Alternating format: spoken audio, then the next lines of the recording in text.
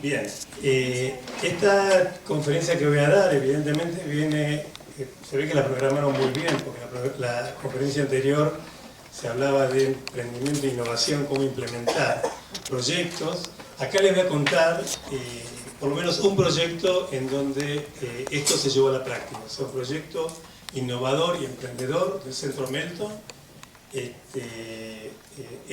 digamos que se inició, que funcionó y que está funcionando. Pero bueno, empecé por el final, porque escuché el nombre de la conferencia y no pude evitarlo. Les voy a contar dos palabras sobre mí. Bueno, ya dijeron que soy argentino, es imposible evitarlo, y además nadie es perfecto. Pero en el año 1990, creo que algunos de ustedes no habían nacido, yo ya era un chico de 30 años, me compré mi primer computadora, una PC, una personal computer. La gente me preguntaba, ¿para qué te compras? Ni siquiera teníamos internet todavía, y yo dije, mire, la verdad no sé, pero seguramente esto me va a servir de algo. Y a partir de ahí empezó, digamos, mi relación de amor con todo lo que es la computación y el internet. Y ojo, yo soy doctor en educación, o sea, no estoy en ingeniería ni nada de eso. Y es la relación quizás más duradera que tengo, además de la relación después la relación con mi esposa, un poco más de tiempo, pero que me permitió, digamos, introducirme en el maravilloso mundo de la digitalidad. Y entonces,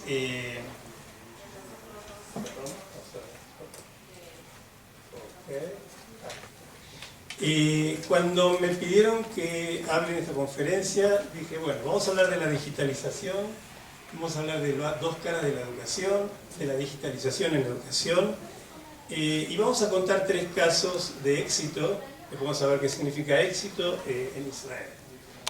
Y la pregunta es, ¿qué es digitalizar la educación? Pero antes de hacer esta pregunta, le pregunto a ustedes, ¿quién de ustedes no tiene en este momento un teléfono celular? Nadie. ¿Quién de ustedes no utiliza en el día a día una PC? ¿Quién de ustedes no hace operaciones bancarias por internet? Dos. ¿Quién de ustedes no paga las cuentas a través de internet? ¿O quién de ustedes nunca hizo una compra por internet? Bien, o sea, están en minoría.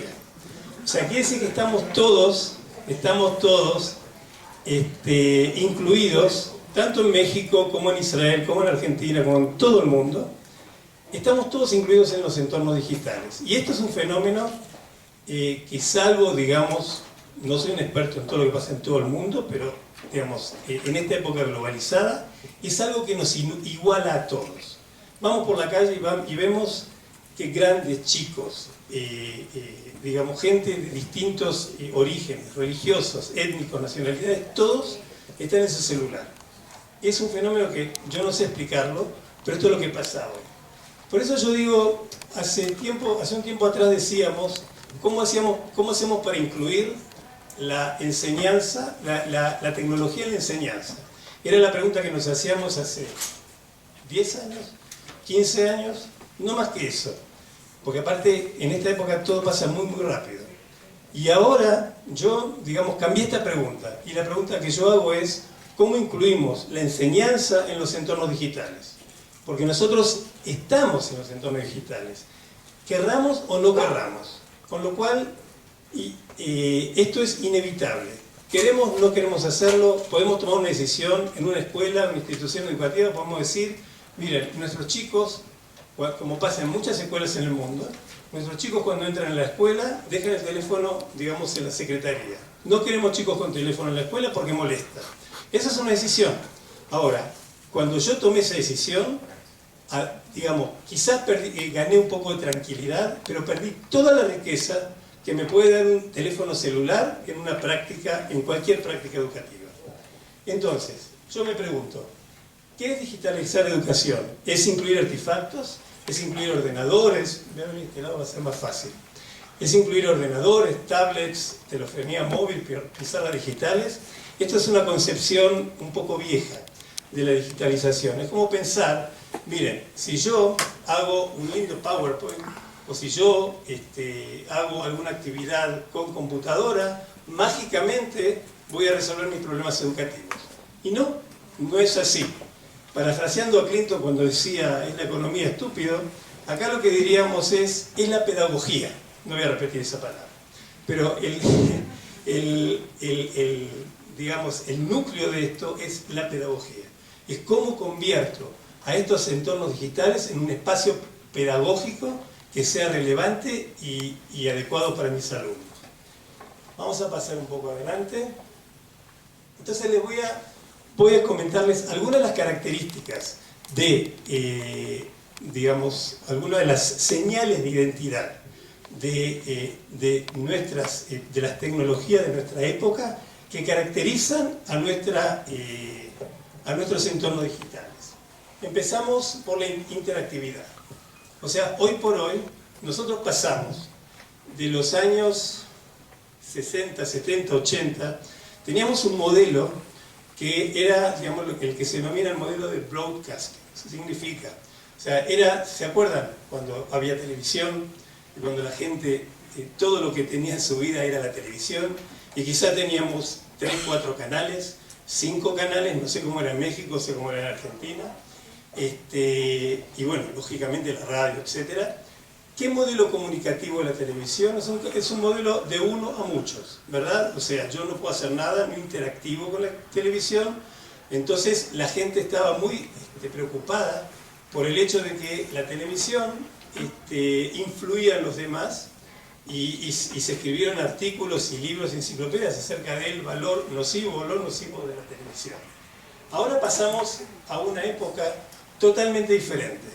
O sea, no tenemos solamente un medio, tenemos muchos medios, interactuamos con las redes, no utilizamos un solo medio de manera, digamos, excesiva. Estamos un poco con Twitter, un poco con Facebook, un poco entramos en cable, un poco, digamos, y además la interacción ya no es unidireccional, es bidireccional. O sea, nosotros pasamos a ser parte de todo esto. Ya no podemos decir que influyen solamente sobre nosotros, nosotros influimos también, digamos, sobre los medios en una interacción dual. Bueno, no les voy a hablar de tiempo y espacio, porque hoy los conceptos de tiempo y espacio son más relativos que nunca. O sea, hoy podemos estar acá en México conectados con cualquier lugar del mundo, digamos, la dimensión espacial y temporal realmente pierde relevancia, y eso se ve en especial, o no en especial, pero yo lo veo en especial porque me dedico a eso, en todo lo que son los programas educativos. Hoy tenemos posibilidad de tener relaciones sincrónicas, o sea, on time, o también asincrónicas. Esto es fundamental digamos, en la caracterización de nuestros entornos digitales. ¿Qué dice acá? La navegación. Hoy por hoy, cuando navegamos, nosotros pasamos por distintos modos de interactuar. O sea, y pasamos por distintos lenguajes. Y esto es algo que tiene un impacto increíble. Nosotros ya dejamos la galaxia Gutenberg, ya dejamos la época en donde el medio por excelencia era el texto escrito. Ahora tenemos distintos tipos de texto. La imagen es un texto, el video es un texto, el audio es un texto, y nosotros en nuestro modo de navegación saltamos de uno a otro, y esto significa un esfuerzo cognitivo para un alumno que tiene que vincularse con diferentes modos de textualidad. Otra característica es la confluencia y reconfiguración de los formatos. ¿Qué significa esto? Fíjense, hablé de televisión y ahora, digamos, la televisión no murió, pero la televisión ahora pasa cada vez más a instalarse en las plataformas digitales. Ahora teníamos televisión, tenemos cable, ahora tenemos la televisión inteligente y todo, digamos, pasa a través de internet.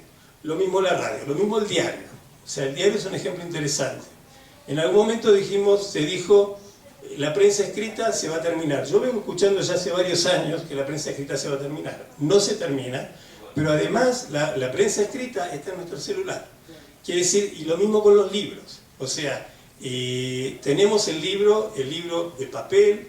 Yo escuché hace 20 años Humberto Eco, hace 15 años Humberto Eco decir: yo no me voy a ir a dormir, digamos, no me voy a ir a la cama a leer una computadora. Sin embargo, hoy los chicos seguramente se van a la cama con su tablet y leen los libros digitales, pero los formatos cambian, pero o sea, los soportes cambian, pero los medios se sostienen. O sea, lo que hay es una confluencia de los formatos existentes. Ninguno ha desaparecido, no desapareció la radio, ni la prensa, ni los libros, ni nada. Todos ahora están en las plataformas digitales.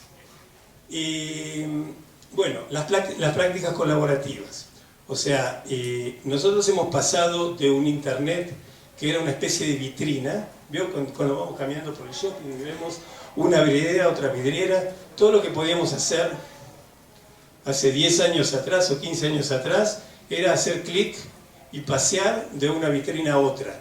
Ahora, digamos, con la aparición de los blogs, con la aparición de Wikipedia, con la aparición, digamos, de todo lo que se llama, bueno, Facebook, por supuesto, Twitter, de todo lo que se llama Web 2.0, nosotros no solamente somos consumidores de información, sino que también somos productores, y se generan oportunidades increíbles de prácticas colaborativas, que uno de los casos que le voy a mostrar es sobre esto. Y entonces, lo que le digo, o sea, nosotros ya dejamos de ser consumidores para pasar a ser lo que se llama prosumidores. Es decir, tenemos la capacidad de consumir y producir. Sin embargo, en investigaciones que se han hecho en España el año pasado, se muestra que todavía más de la mitad de los usuarios de Internet se ven a sí mismos más como consumidores que como productores. O sea, esto es un proceso que, si bien el entorno tecnológico cambia rápido, las actitudes nuestras frente al entorno no cambian tan rápido. Y esto también es una insinuación para todos aquellos que estamos en educación, de decir, bueno, cómo nosotros podemos contribuir a que nuestros alumnos sean productores y no solamente consumidores. Y por último, todo lo que es la gestión de la información. O sea, hoy vivimos una época, yo me acuerdo hace 20 años atrás, todavía estaba en Argentina, y entonces leíamos que dentro de poco iba a venir la época de la autopista de la información. O sea, la primera metáfora de Internet fue autopista de la información, porque toda la idea era que ahora la información iba a correr rápido y nosotros íbamos a poder recibir mucha información. En realidad, esta autopista ya, digamos, se convirtió en un tren bala, y no es solamente que la información corre rápido, sino que la información a nosotros nos inunda como un tsunami. Se habla también de infoxicación, y hoy tenemos uno de los problemas, yo creo que es uno de los problemas más serios, que no todos están conscientes de esto, que es todo el tema de los fake news, o sea, la generación de información falsa, que puede realmente generar todo tipo de desastres sociales y políticos, revoluciones, cambios de gobierno, etc. Bueno, algo dice que se ve que toqué un botón mal y se fue. Ah, bueno, estamos ahí, perfecto. Entonces, hoy por hoy, el desafío nuestro es cómo nosotros nos confrontamos con la información, porque el entorno digital nos da la posibilidad de almacenar, de recuperar, de procesar, de gestionar la información. Pero bueno, otra insinuación para los que estamos en educación: esta es una de las funciones más importantes que hoy tenemos que cumplir. O sea, cómo nosotros preparamos a nuestros alumnos en todos los niveles, o sea, inclusive en la universidad, para poder discriminar de todo este tsunami informativo qué es información válida y qué es información no válida.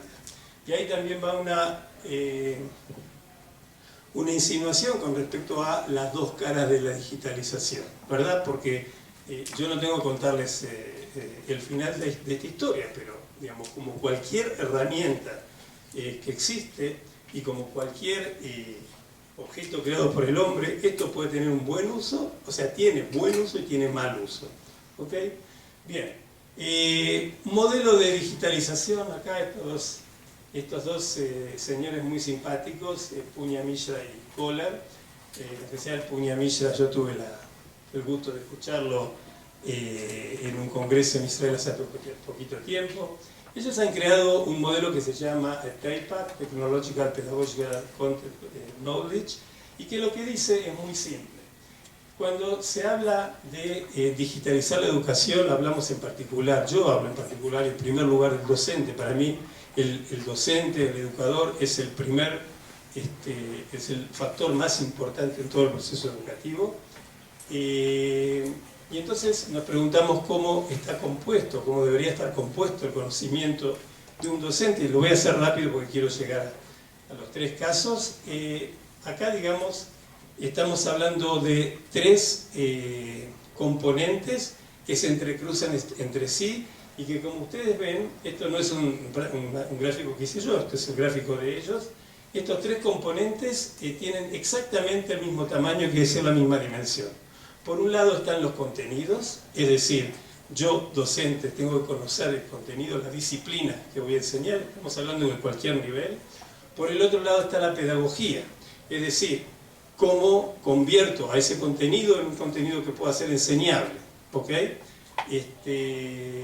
Y esto es lo que nosotros pensamos hasta este momento, digamos, este esquema sin la T de tecnología es un esquema que ya había pensado 10 años atrás un educador, un pedagogo americano que se llama Lee Shulman. Él es el primero que habló, digamos, uno de los primeros que habló de los conocimiento de contenido, conocimiento de contenido pedagógico, conocimiento pedagógico. Vienen Mishra y Kohler y agregaron la componente tecnológica. Es decir, cómo yo tengo que saber también cuál es el entorno digital, cómo estos contenidos, digamos, existen y se pueden desarrollar y yo puedo gestionarlos en los entornos digitales.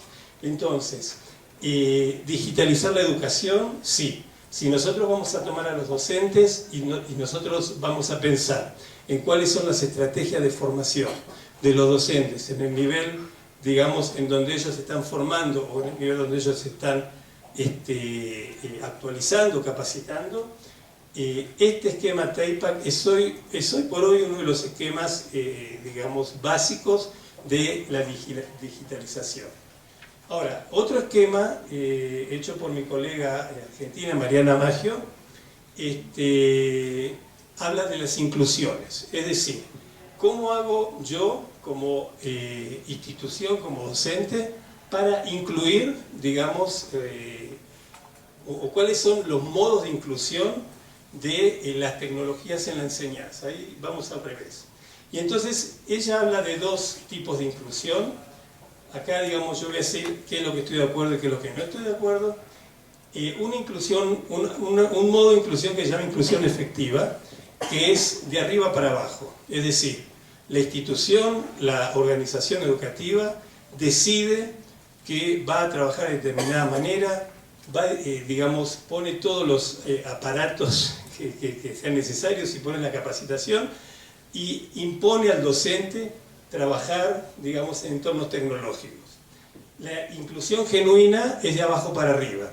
Es cuando el docente realmente adopta desde su lugar la necesidad de trabajar, digamos, en entornos digitales, y entonces ella llama esto genuina porque lo va a hacer, digamos, sin imposiciones, lo va a hacer de la manera que considere adecuado y relevante pedagógicamente.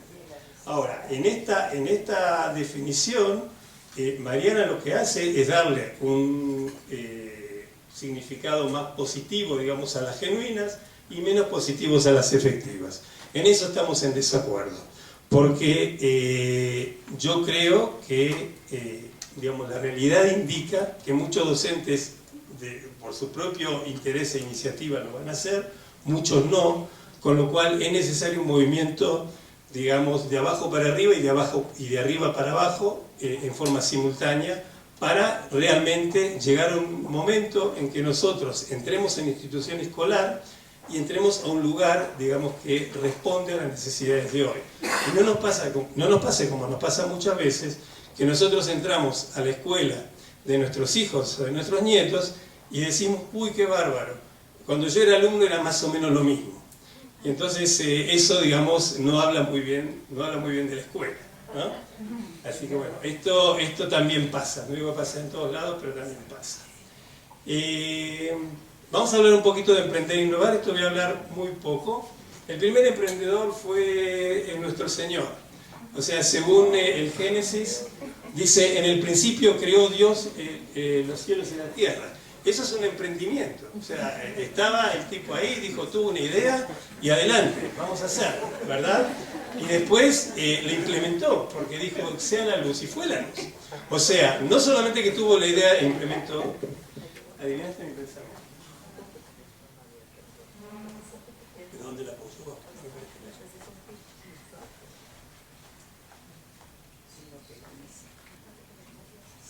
Nos quedamos con el Génesis. No solamente que tuvo la idea, sino también después supo cómo implementarla. ¿Cómo la implementaba? Muy fácil. O sea, Dios creaba con la palabra y creaba de la nada, ¿verdad? Pero nosotros no somos Dios. Bueno, algunos no están tan convencidos de esto. Pero si vamos a hablar, digamos, de manera muy simple, vamos a decir que innovar es pensar fuera de la caja. ¿Ok? Yo tengo un hijo que tiene 26 años y es ingeniero. En Israel hay un dicho que está en las remeras que dice, confía en mí, yo soy ingeniero. O sea, como que el ingeniero es la figura, digamos... Ahora, la verdad es que este chico, no sé por qué, o sea, tiene poco que ver conmigo esto, pero siempre se caracterizó por resolver situaciones pensando fuera de la caja, pensando, digamos, respuestas no convencionales. O sea, siempre hay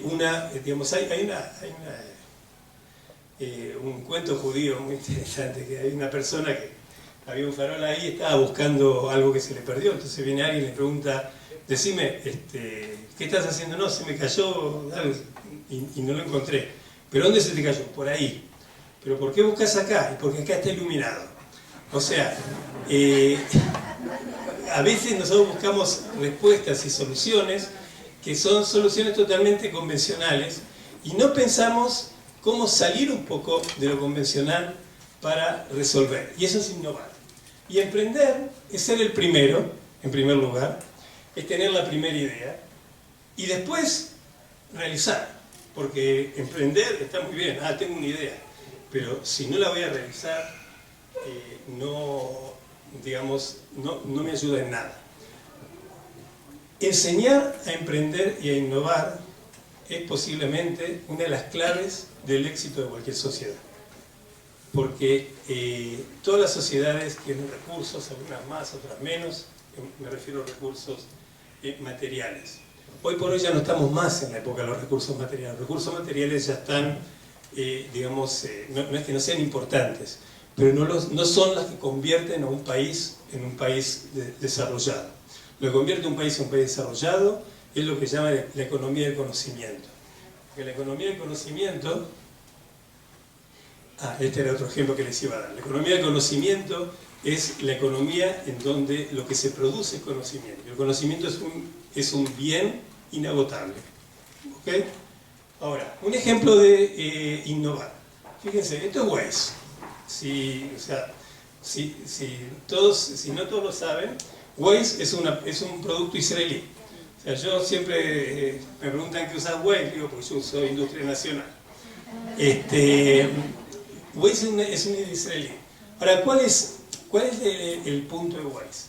Fíjense, el tema del GPS existía. Yo me acuerdo que en el año 99-2000, yo estaba en Argentina, trabajaba en desarrollo de cursos a distancia, y estábamos desarrollando en la Facultad de Arquitectura un curso sobre GPS. Es decir, ahí le decíamos GPS, acá en Israel decimos GPS. Que el GPS es el vínculo entre, en la posibilidad de localización a través de los radares. Y primero, no sé si ustedes recuerdan, durante 3-4 años creo que ese fue récord de la inutilidad total, existió el GPS convencional, en donde la gente usaba y no decía tráfico nada. Ahora, A los 3 pibes que estaban trabajando en un galpón, se les ocurrió que en realidad podían sumar la idea de GPS con la idea de red social. ¿Sí? Y entonces cuando juntaron GPS con red social salió Waze. Porque toda la lógica de Waze es que trabaja a través de lo que se informa en las redes sociales y lo que aparece en las redes sociales. Entonces, esta idea que ellos tuvieron de juntar, digamos, 2 componentes existentes y armar otro que no existía pero que ahora existe, se termina vendiendo en 1.200 millones de dólares. O sea que no es poca plata y es una empresa que en realidad digamos, empezó, no conozco la historia, pero imagino que empezó realmente con 2 o 3 pibes pensando, a ver, o sea, como muchas veces se junta mi hijo con 2 o 3 amigos y dice, bueno, a ver qué podemos hacer. Yo estoy esperando que mi hijo también venda algo en 1.200 millones de dólares, mientras tanto no lo hace, pero esto es lo que pasa en las economías del conocimiento. ¿Y por qué pasa esto?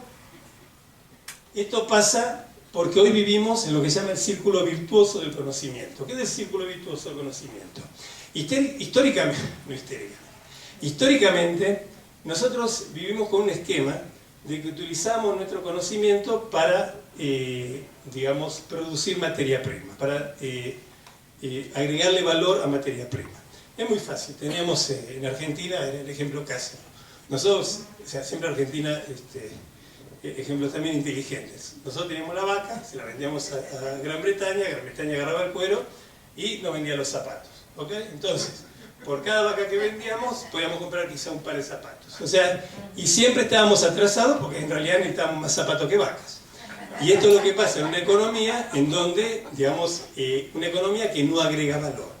Entonces, lo que hacían los británicos, o sea, Argentina no hacía nada, vendía materia prima, como sigue vendiendo hoy la soja, por ejemplo. Pero los británicos lo que hacían, como lo que se hacía en ese momento, y lo que se sigue haciendo hasta ahora, era aplicar su conocimiento para convertir a la vaca en un par de zapatos. Así de fácil.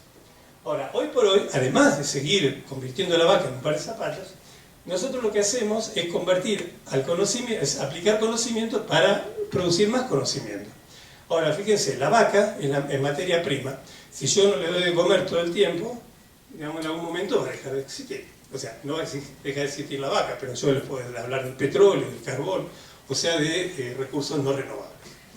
En cambio, el conocimiento es ilimitado, porque cuando yo al conocimiento lo modifico con más conocimiento y después a este con más y con más y con más, el círculo es, digamos, no tiene fin. Entonces, esto es lo que pasa hoy.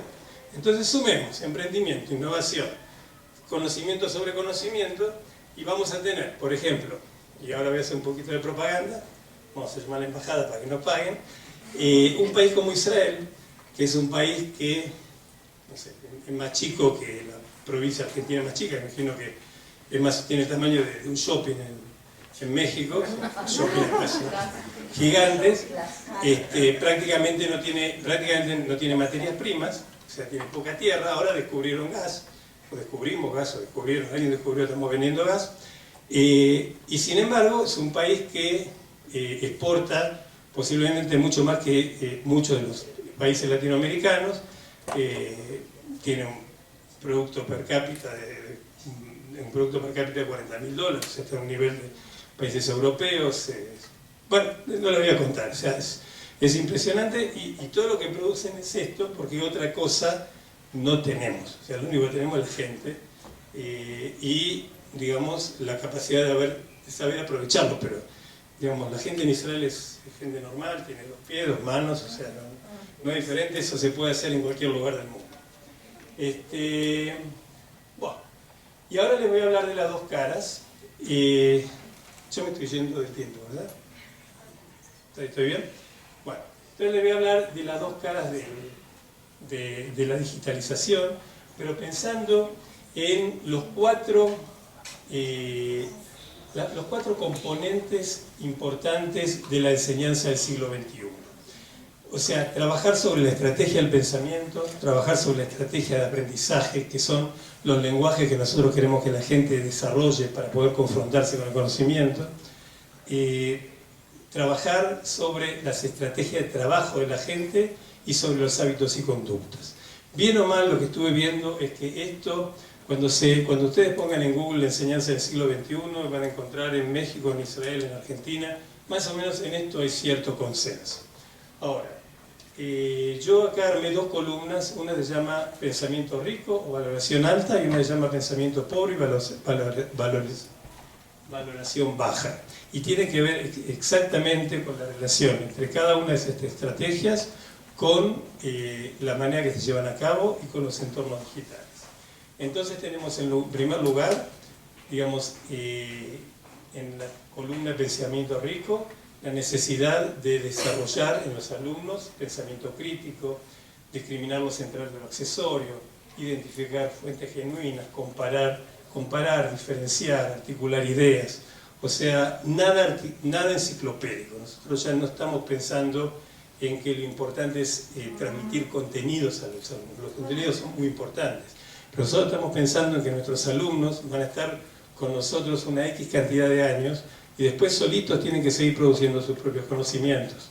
Entonces no sirve de nada lo que hagamos si nosotros no les ofrecemos estas herramientas. Ahora, al mismo tiempo, el riesgo, digamos, de no trabajar adecuadamente con los entornos digitales es el pensamiento pobre, irreflexivo, superficial. Los chicos que piensan que todo está resuelto en Internet, entonces hacen el copy-paste.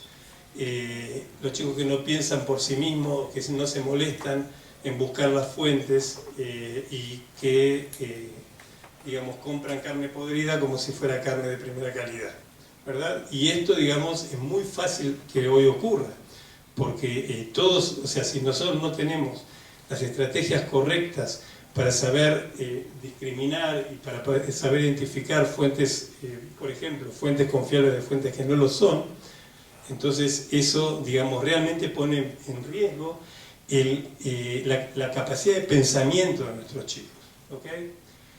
La segunda son los lenguajes a desarrollar. Fíjense, hace algunos años atrás, acá voy a hablar un poco de alfabetización. La alfabetización consistía en aprender a leer y escribir. Y después empezaron a dar otras herramientas. Hoy nosotros hablamos de alfabetización cultural, es decir, de adquirir las estrategias necesarias para incorporarse a la cultura. La alfabetización crítica, o sea, la capacidad de criticar a la sociedad. La alfabetización digital, es decir, el hecho de que, así como yo me enamoré a los 30 años de la PC, porque antes de eso lo que había era cómodo y todo eso que no servía demasiado, nuestros chicos se tienen que enamorar de estas herramientas y tienen que aprender a utilizarlas, ¿ok? Y a propósito, también los docentes.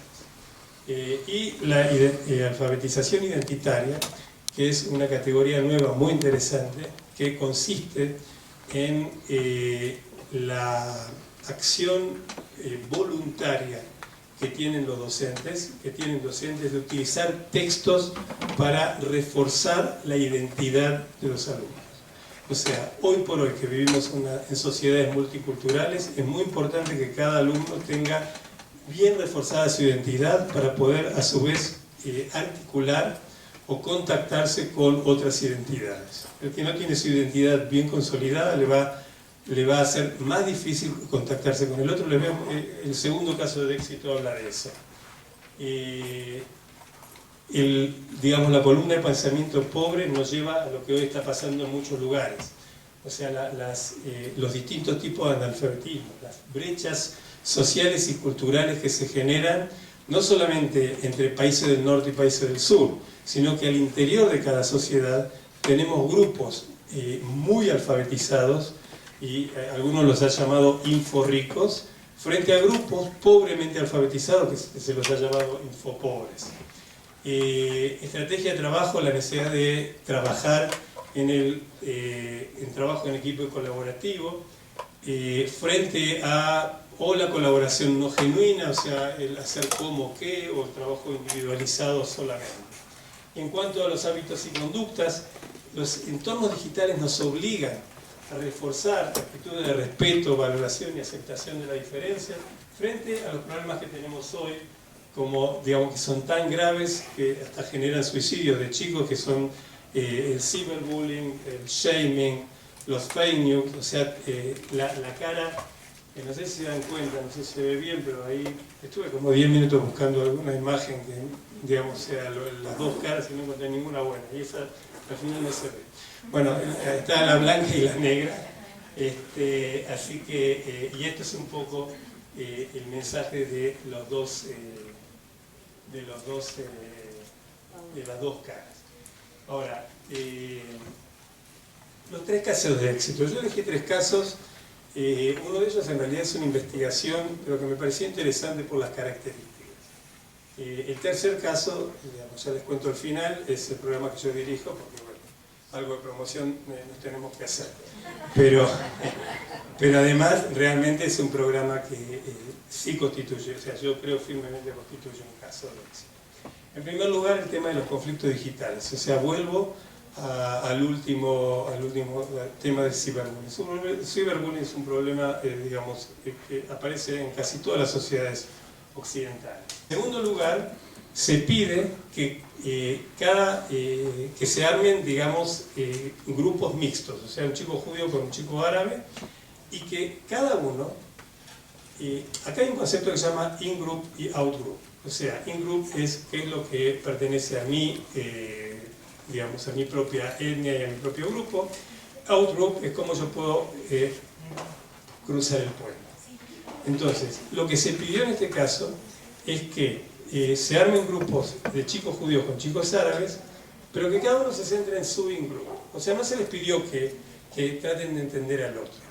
Y lo que se hacía era reescribir las narrativas, pero desde la perspectiva de quien las había escrito.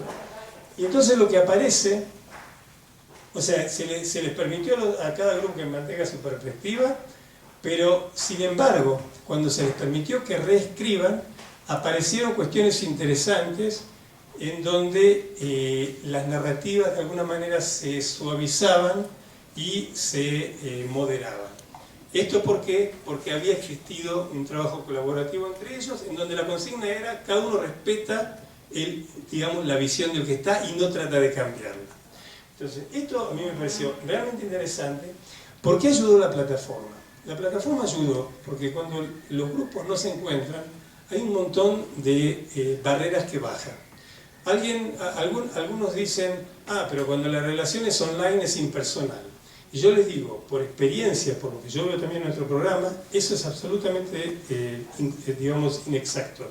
A veces la relación online es mucho más profunda y personal que la relación, digamos, cara a cara. Porque cuando yo, digamos, me encuentro con una persona, estoy de alguna manera impactado por sus gestos, por lo que dice, por su postura. ¿Qué sé yo? O sea, yo subí acá a este estrado y antes de mí había un señor bien vestido, con saco, corbata, también un poco, y dije, bueno, yo vine como así, digamos, medio de sport, y si yo no lo hubiera visto, digamos, con todo respeto, me hubiera sentido más tranquilo. O sea, a veces la presencia no siempre ayuda, ¿sí? Sino que a veces la presencia intimida. Aparte el señor hablaba un inglés muy bueno, yo no lo tengo, entonces más todavía, aparte tenía una presentación increíble, a mí se me borraron todos los fondos, entonces, bueno, ¿qué va a hacer?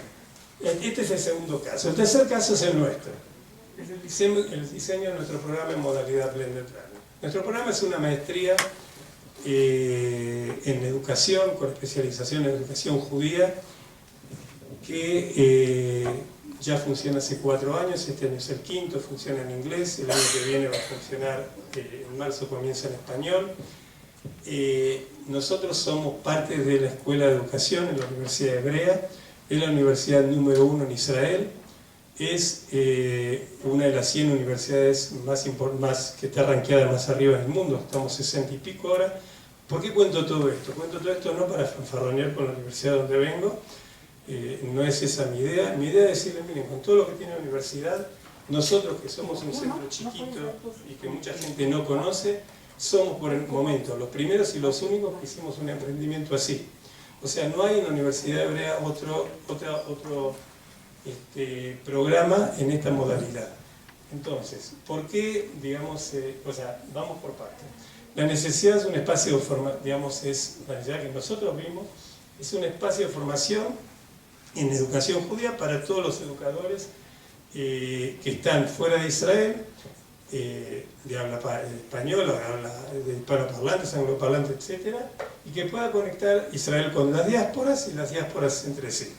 Y una plataforma, digamos, un curso online, un programa online es una excelente idea. No es totalmente online, hay un mes en Israel.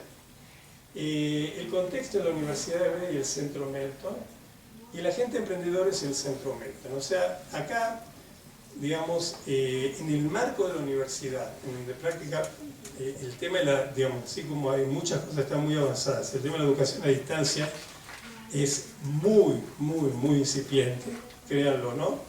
En Startup Nation, pero es verdad.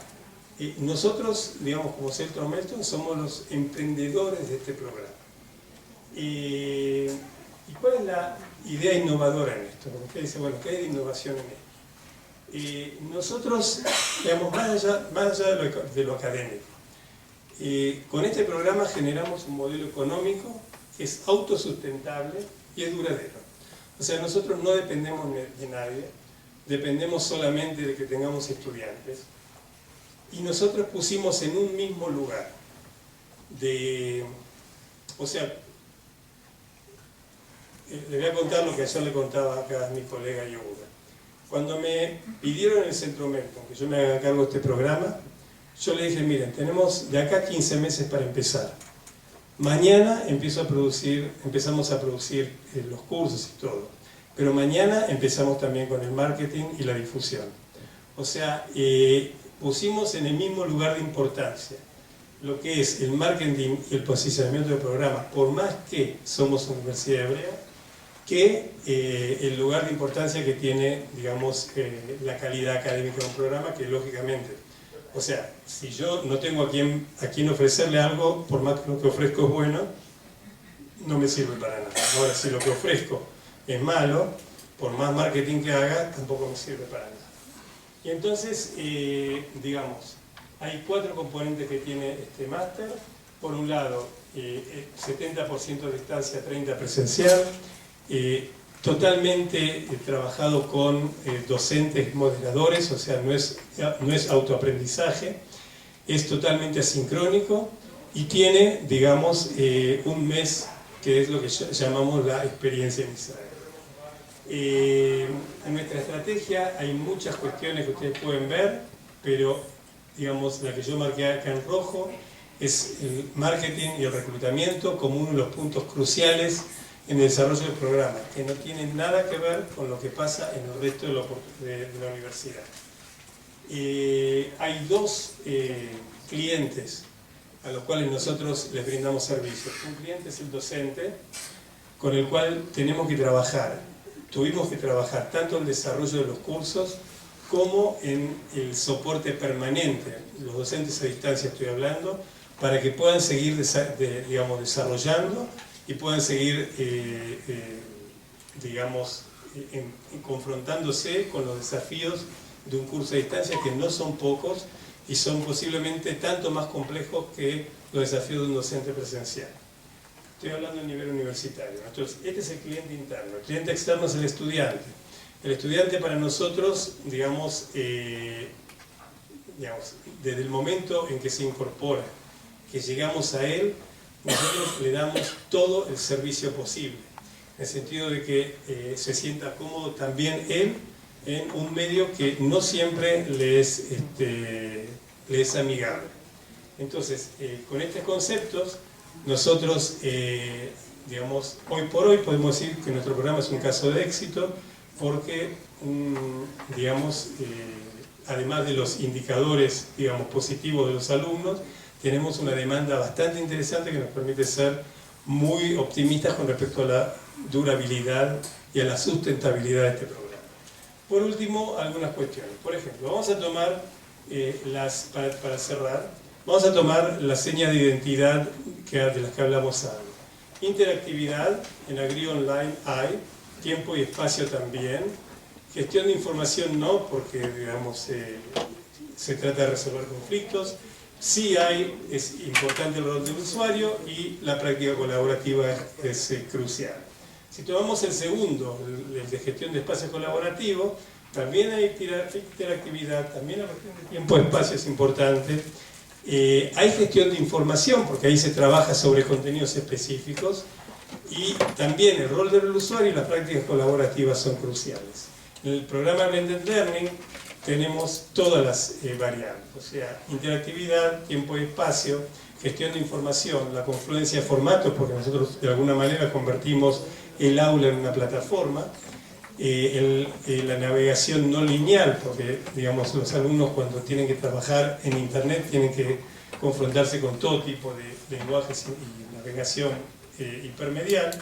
Por supuesto, el rol del usuario y las prácticas colaborativas. Con esto dejamos un cuadro que nos puede dar un poco la idea de en qué medida